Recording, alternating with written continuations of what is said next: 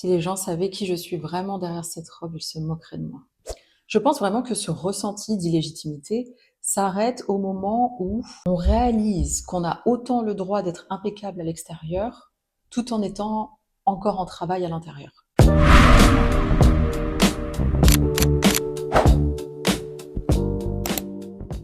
Pourquoi je n'arrive pas à me sentir légitime lorsque je suis bien habillée? Pourquoi lorsque mon miroir dit oui, mon ressenti, lui, dit non? Pourquoi malgré la réussite, les compétences que je sais sont là, le sentiment d'imposture persiste? Eh bien, il peut y avoir 3 raisons à cela. Premièrement, on a l'habit du moine sans en avoir le geste. Deuxièmement, on a la peur que l'autre découvre un certain envers du décor. Et troisièmement, et là c'est plus pour les transfuges ou les transclasses, il peut y avoir un sentiment d'illégitimité et un sentiment de devoir de loyauté envers l'environnement d'où nous sommes originaires. Mais avant de rentrer en détail dans ces 3 points, on va parler du rôle du vêtement. Parce qu'il est important de voir que, selon la science, le rôle du vêtement va au-delà du rôle de couvrir la pudeur ou nous maintenir au chaud. Il a vraiment plus d'utilité et des utilités bien plus profondes. Pour Paul Schilder, qui est un élève de Sigmund Freud, le vêtement est une extension de soi, il fait partie de soi. Pour Adam et Galinsky, qui sont des chercheurs en psychologie sociale, le vêtement va agir sur l'esprit par le symbole. Et pour Frédéric Monneron, qui est un sociologue français, le vêtement, lui, il sert dans la construction de l'identité imaginaire.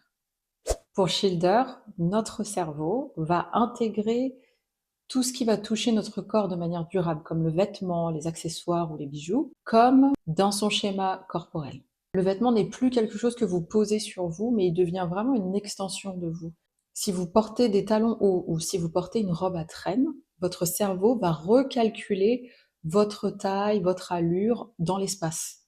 Et c'est pour ça que vous vous sentez différente lorsque vous portez, je sais pas, par exemple, de la très belle lingerie sous vos vêtements ou que vous marchez en talons. Parce que votre cerveau a recalculé votre taille et votre allure dans l'espace.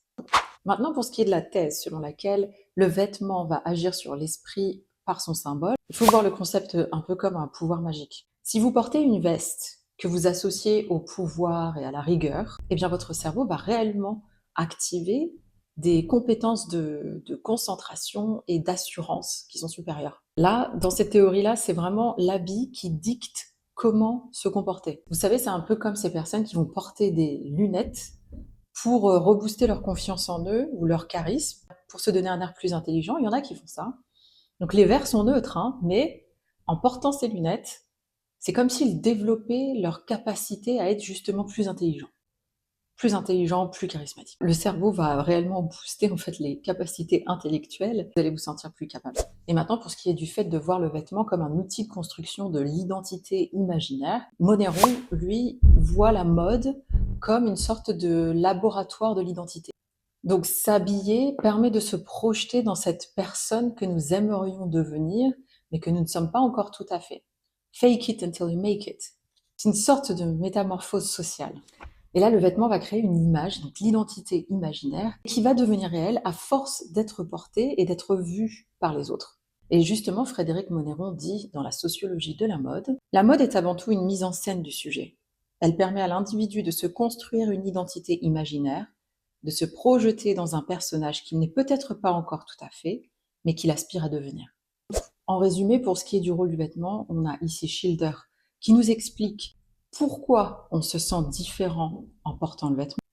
Adam et Galinsky, eux, expliquent pourquoi on se sent mentalement plus capable avec un certain vêtement. Et Monneron explique comment on utilise le style pour devenir une personne qu'on a envie de devenir. Donc nous allons pouvoir plonger maintenant dans cette question de légitimité.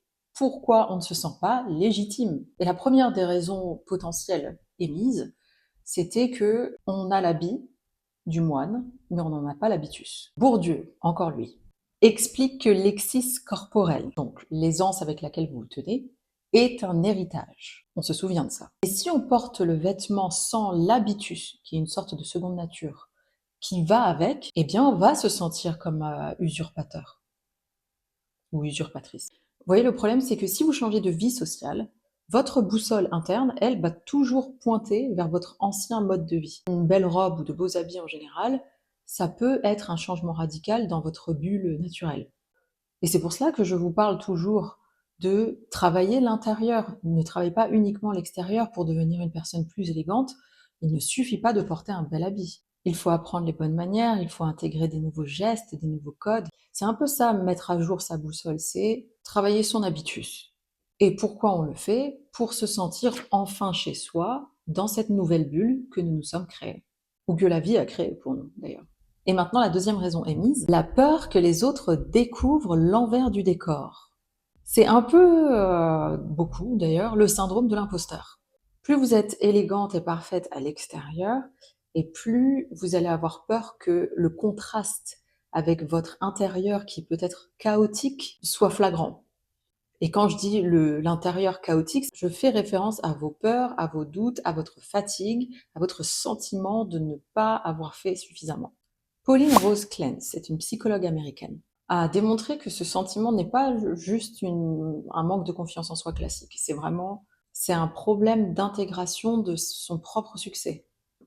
Et ce sentiment d'illégitimité va persister parce que vous allez attribuer l'élégance à votre vêtement que vous portez, au lieu d'attribuer à votre valeur intrinsèque. Vous vous dites, si les gens savaient qui je suis vraiment derrière cette robe, ils se moqueraient de moi. La solution, ce serait d'accepter le fait que ce n'est pas votre vêtement qui va créer cette valeur. Le vêtement va uniquement illustrer, refléter votre valeur. Clance d'ailleurs suggère de lister ses compétences et c'est ce que je conseille à toutes mes apprentis, de s'asseoir, de prendre le temps et de déterminer quelles sont les valeurs, quelles sont les compétences, quelles sont vos qualités. Vous devez vous entendre dire et comprendre vos compétences sont ci, ça, et vos qualités sont ci, ça. Que vous appreniez en fait à vous connaître, que vous croyez en votre valeur. Et c'est comme ça que vous allez réaliser que votre place est méritée et que ce n'est pas parce que vous portez une robe en soie ou un costume 3 pièces.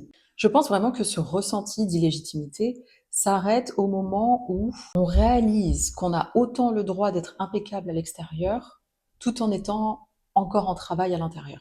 Et enfin, la troisième raison potentielle qui a été émise, là, elle concerne les transfuges de classe. Vous êtes transfuge de classe et vous avez ce sentiment d'illégitimité et surtout ce devoir de rester loyal à votre classe d'origine. Et d'ailleurs, la philosophe Chantal Jacquet en parle dans son ouvrage Transclasse. Elle explique que devenir transfuge, c'est pas uniquement avoir un changement économique dans sa vie, c'est carrément un changement d'identité qui peut créer une déchirure. Par exemple, vous mettez à porter des vêtements de marque que vous ne portiez pas auparavant, et là, vous allez avoir l'impression de renier vos parents ou votre milieu d'origine. Parce que peut-être qu'on privilégiait d'autres types de vêtements parce que c'était plus pratique, parce que c'était plus simple, parce que c'était solide.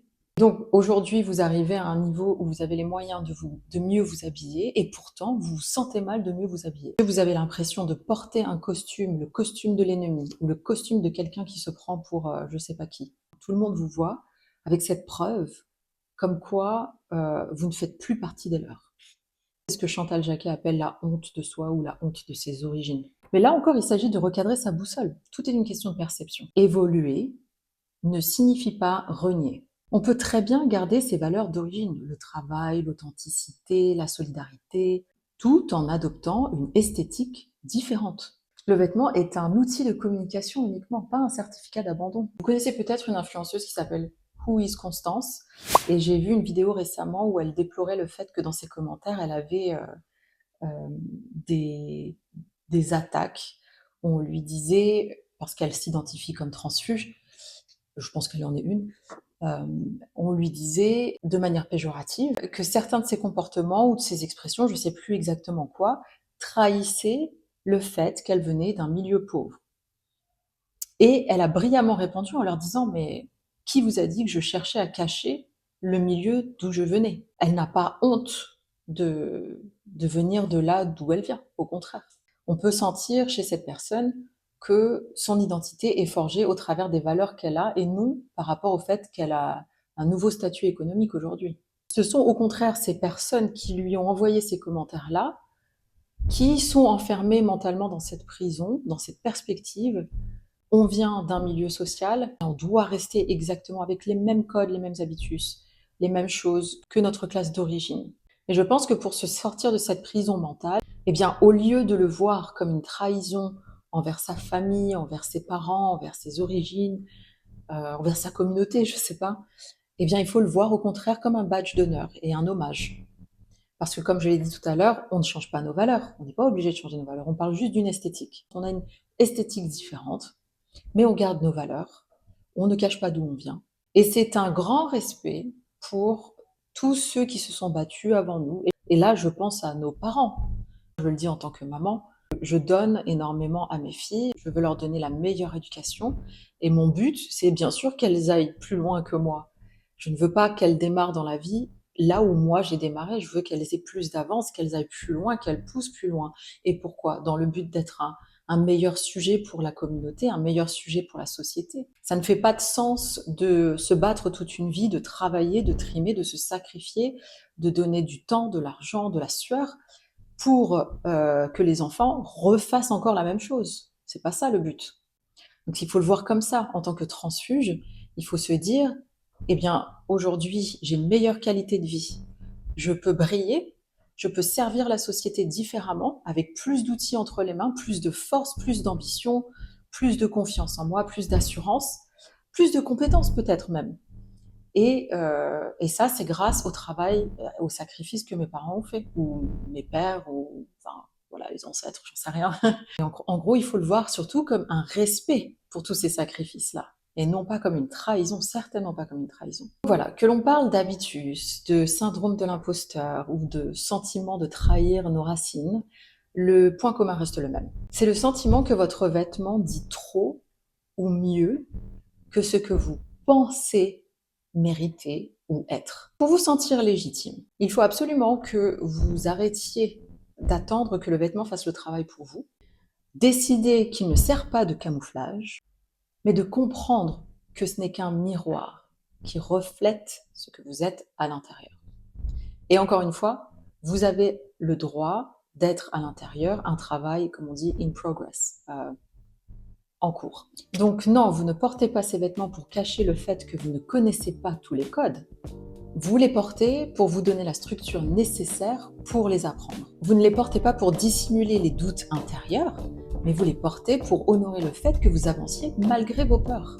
Et enfin, vous ne les portez pas non plus pour fuir ou pour renier des origines, vous les portez comme un badge d'honneur et par respect pour ceux qui vous ont élevés.